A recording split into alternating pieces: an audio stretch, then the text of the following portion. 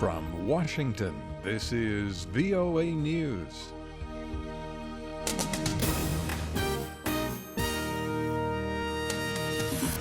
I'm David DeForest reporting. South Sudan's former first Vice President Riek Machar has fled to the neighboring Democratic Republic of Congo. Margaret Besheer takes a look.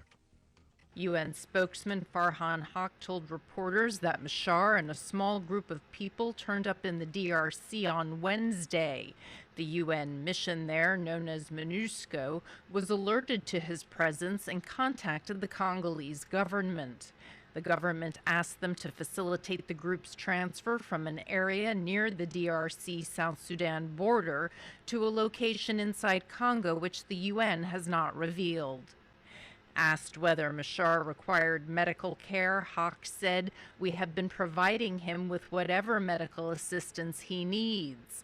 Margaret Besheer of the United Nations. The State Department says U.S. Secretary of State John Kerry will travel to Nigeria and Saudi Arabia next week to discuss regional issues. A spokesman says Kerry will first go to Nigeria and meet with President Muhammadu Buhari to discuss the threat of the terrorist group Boko Haram.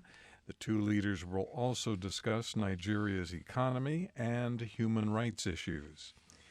Brazilian police say they might charge U.S. Olympic swimmers with vandalism and giving false testimony after the swimmers admitted they fabricated a story about being robbed at gunpoint. Swimmers Ryan Lochte, Jack Conger, Gunnar Bentz, and James Fegan initially told police they were robbed at gunpoint early Sunday morning on their way back from a party outside Olympic Village in Rio de Janeiro. But two of the swimmers, Conger and Bentz, admitted to fabricating the story. The two were detained at the airport late Wednesday while heading back to the United States. The head of the civil police in Rio told reporters security cameras revealed the swimmers actually visited a gas station. This is VOA News. Life-sized naked statues of Republican presidential nominee Donald Trump greeted people in New York, San Francisco, Los Angeles, Seattle, and Cleveland Thursday. The statues were created by an artist in Cleveland. The project was put on by a group called In Decline. Trump's campaign has declined to comment so far. The Russian government says it is ready to support a 48-hour ceasefire in Aleppo to allow aid deliveries. UN envoy for Syria, Staffan de Mistura, has expressed frustration at the continuing violence that is preventing the delivery of humanitarian aid to those in need. De Mistura cut short a meeting of the UN Aid Delivery Task Force Thursday in Geneva and said the group would reconvene next week with what he hoped would be a discussion of action instead of wishes and promises. To start with Aleppo, a 48-hour pause that would allow UN humanitarian convoys unhindered to go via the Castello Road to Aleppo. Staffan de Mistura. The Russian Prosecutor General's office has added two U.S.-based non-governmental organizations to its list of foreign NGOs whose activities are deemed undesirable in Russia. The office said Thursday that the work of the International Republican Institute and the Media Development Investment Fund poses a threat to Russia's constitution and security. The Washington-based IRA says its programs are aimed at encouraging democracy. The New York-based MDIF says it provides financing and assistance to independent news and information businesses.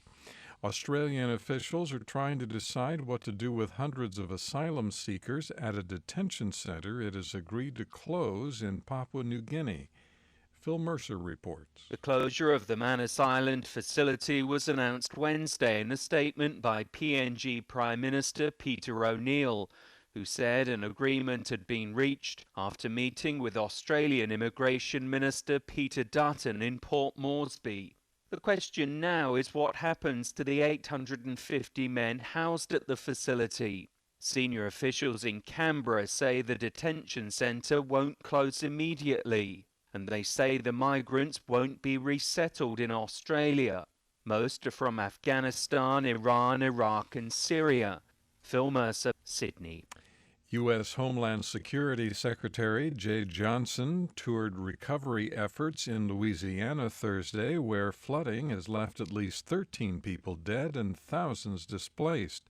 The flooding around Baton Rouge came from record-breaking rains of more than 75 centimeters that began last week. An estimated 40,000 houses have been damaged. From the VOA News Center in Washington, I'm David DeForest. That's the latest world news from VOA.